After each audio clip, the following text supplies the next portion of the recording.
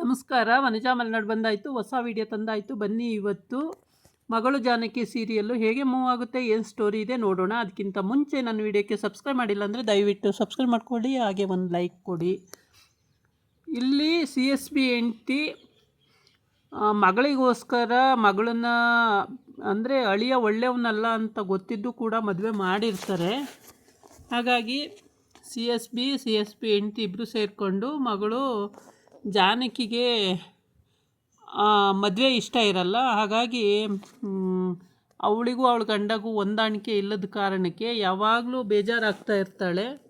ಅವಳು ಆಫೀಸಿಗೆ ಹೋಗಲಿ ಮನೆಗಿರಲಿ ಯಾವಾಗಲೂ ಅವಳು ಬೇಜಾರವಾಗೇ ಇರ್ತಾಳೆ. ಒಂದು ದಿವಸನೂ ಖುಷಿಯಾಗಿ ಇದ್ದಿದ್ದಂತೂ ಇಲ್ಲವೇ ಇಲ್ಲ. ಹಾಗಾಗಿ CSBಗೆ ಯಾವಾಗಲೂ ಚಿಂತೆ. ಅಂದರೆ CSB ಹೆಂಡ್ತಿ ಬೇರೆಯವನ್ನ ಮದುವೆ ಆಗಿರ್ತಾಳೆ. ಅವಳು ಗಂಡನ ಜೊತೆ ಇರಲ್ಲ, CSB ಜೊತೆ ಇರಲ್ಲ. CSB ಜೊತೆ ಮಗಳು ಕಾಂಟ್ಯಾಕ್ಟಲ್ಲೇ ಇರ್ತಾಳೆ, ಎಲ್ಲ ಕಷ್ಟ ಸುಖ ಹೇಳ್ಕೊತಾ ಇರ್ತಾಳೆ. ಹಂಗಾಗಿ ನನ್ನ ಮಗಳಿಗೆ ಒಳ್ಳೇದಾಗಬೇಕು ಅನ್ನೋದು CSBಗೆ ಯಾವಾಗಲೂ ಇರುತ್ತೆ ಮನಸ್ಸಲ್ಲಿ. ಆದರೆ CSB ಏನೇ ಮಾಡೋಕ್ಕೋದ್ರೂ ಅಂದರೆ ವರಮಾನ ಇಲ್ಲ, ಕಡಿಮೆ ದುಡಿಮೆ ಕಡಿಮೆ, ಏನೂ ಮಾಡಲ್ಲ ಇವರು ಅಂತೇಳ್ಬಿಟ್ಟು ಅವನ ಹೆಂಡ್ತಿ ಬೇರೆಯವನ ಜೊತೆ ಮದುವೆ ಮಾಡ್ಕೊಂಡಿರ್ತಾಳೆ. ಸರಿ ಆಯಿತು ಅಂತೇಳಿ CSB ಬಿಟ್ಬಿಟ್ಟಿರ್ತಾನೆ. ಅವನು ಅದ್ರ ಬಗ್ಗೆ ಏನು ಚಿಂತೆ ಮಾಡ್ತಿರಲ್ಲ. CSB ತಂಗಿ ಮಾತ್ರ ಯಾವಾಗಲೂ ಇವನ್ನ ವಿಚಾರಿಸ್ಕೋತಾ ಇರ್ತಾಳೆ, ಪ್ರತಿ ಸಲನೂ ವಿಚಾರಿಸ್ಕೋತಾ ಇರ್ತಾಳೆ CSB ತಂಗಿ. ಅಳಿಯ ಮದುವೆ ಮಾಡಿರೋ ಅಂಥ ಮಗಳು ಜಾನಕಿನ ಮದುವೆ ಮಾಡಿರೋ ಅಂಥ ಅಳಿಯ ಕೂಡ ಅವನೂ ಏನಕ್ಕೂ ಉಪಯೋಗಕ್ಕಿಲ್ಲ, ಬರೀ ಸುಳ್ಳೇಳಿ ಮದುವೆ ಮಾಡ್ಕೊಂಡಿದ್ದಾನೆ. ಅವನಿಗೆ ಈಗ ರಿಯಲೈಸ್ ಆಗಿದೆ, ಸುಳ್ಳೇಳಿ ಮದುವೆ ಮಾಡಿಕೊಂಡು ಪಾಪ ಹುಡುಗಿ ಒಳ್ಳೆಯವಳು, ಅವಳಿಗೆ ತೊಂದರೆ ಕೊಡ್ತಾ ಇದ್ದೀನಲ್ಲ ಅಂತ ಈಗ ರಿಯಲೈಸ್ ಆಗಿದೆ. ಆದರೆ ರಿಯಲೈಸ್ ಆಗ ಮುಂಚೆ ಕಾಲ ಮಿಂಚು ಹೋಗಿಬಿಟ್ಟಿದೆ, ಮದುವೆ ಆಗೋಗಿದೆ. ಮತ್ತು ಹಾಗೆ ಅಂದರೆ ಅವಳಿಗೆ ಏನಪ್ಪ ಅಂದರೆ ನಾನು ನಿನ್ನ ಜೊತೆ ಇರಲ್ಲ, ಬೇರೆಯವನ್ನ ಮದುವೆ ಆಗ್ತೀನಿ, ನಿನ್ನ ಬಿಟ್ಬಿಡ್ತೀನಿ ಆ ಥರನೂ ಹೇಳಲ್ಲ ಜಾನಕಿ. ಅವಳೊಂಥರ ಮುಗ್ದೆ ಸುಮ್ಮನೆ ಇರ್ತಾಳೆ, ಅವಳು ಪಾಡಿಗೆ ಅವಳೇನು ಮಾತಾಡಲ್ಲ. ಹಾಗಾಗಿ CSB ತುಂಬ ಯೋಚನೆ ಮಾಡೋ ಅಂಥ ವ್ಯಕ್ತಿ, ಪ್ರತಿಯೊಂದನ್ನು ಪಾಯಿಂಟ್ ಔಟ್ ಮಾಡಿನೇ ಹೇಳೋ ಅಂಥ ವ್ಯಕ್ತಿ CSB ಯಾವಾಗಲೂ ಅಷ್ಟೇ. ಆದರೆ ತಂಗಿ ಹತ್ರ ಡಿಸ್ಕಸ್ ಮಾಡ್ತಾನೆ ಇರ್ತಾನೆ. ತಂಗಿ ಬರ್ತಾಳೆ, ಚಂದ್ರಣ್ಣ ಏನು ಹಿಂಗೆ ಹಂಗೆ ಅಂತ ಮಾತಾಡಿಸ್ತಾ ಇರ್ತಾಳ. ಆಗ ಚಂದ್ರಣ್ಣನ ಹತ್ರ ಡಿಸ್ಕಸ್ ಮಾಡ್ತಾಳೆ ನಮ್ಮ ತಂಗಿ. ಅಲ್ಲ ಚಂದ್ರಣ್ಣ ಈಗೇನು ಮಾಡೋದು, ಈ ಥರ ಮಾಡ್ತಾನಲ್ಲ ಏನು ಮಾಡೋದು ಅಂತೇಳ್ಬಿಟ್ಟು, ಗಂಡ ಹೆಂಡ್ತಿ ಜಾನಕಿಗೂ ಅವನಿಗೂ ಮಾತಿಲ್ಲ, ಕತೆ ಇಲ್ಲ, ಹೊಂದಾಣಿಕೆ ಇಲ್ಲ, ಏನು ಮಾಡೋದು ಅಂತೇಳಿ ಈಗ ಅಳಿಯ ಬರ್ತಾನೆ, ಬಂದು ಆಟೋದಲ್ಲಿ ಇಳಿತಾನೆ. ಅಂಥ ಒಳ್ಳೆ ಪೊಸಿಷನ್ನಲ್ಲೇನಿಲ್ಲ, ಒಂಥರ ಸೋಮಾರಿ ಥರ, ದುಡಿಮೆ ಇಲ್ಲ. ಆವಾಗ ಅವನಿಗೆ ರಿಯಲೈಸ್ ಆಗುತ್ತೆ. ಆಗ ಬಂದು ಫ್ರೆಂಡ್ ಹತ್ರ ಆಟೋ ಇಳಿತಾನೆ. ಆಟೋ ಇಳಿದ್ಬಿಟ್ಟು ಬರ್ತಾನೆ ಇವ್ರ ಮನೆಗೆ. ಪಾಪ ಇವರು ಆವಾಗಿಂದನೂ ಸ್ವಲ್ಪ ಆರ್ಥಿಕವಾಗಿ ಇವ್ರು ಚೆನ್ನಾಗಿದ್ದಾರೆ, CSB ಮನೆಯಲ್ಲಿ ಆರ್ಥಿಕವಾಗಿ ಚೆನ್ನಾಗಿದ್ದಾರೆ.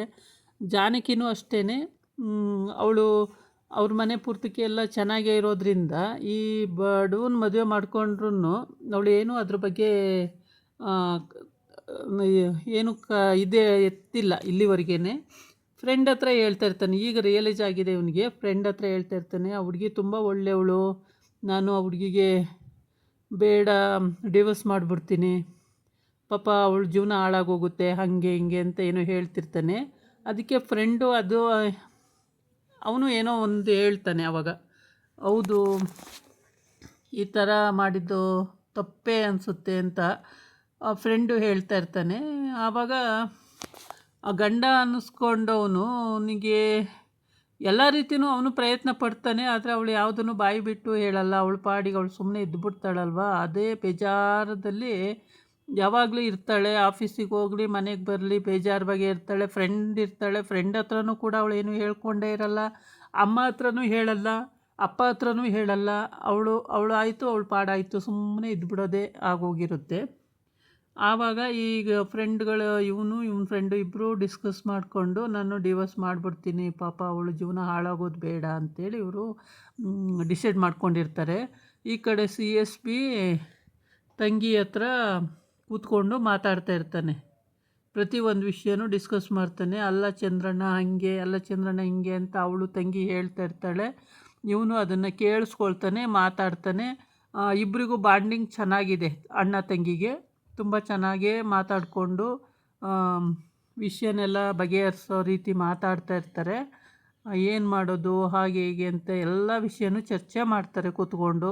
ಪ್ರತಿಯೊಂದು ವಿಷಯನೂ ಚರ್ಚೆ ಮಾಡ್ತಾರೆ. ಮಗಳ ಬಗ್ಗೆ ಯೋಚನೆ ಮಾಡ್ತಾರೆ, ಮಗಳ ಬಗ್ಗೆ ಚಿಂತೆ ಮಾಡ್ಕೊಂಡು ಮಾತಾಡ್ತಾರೆ.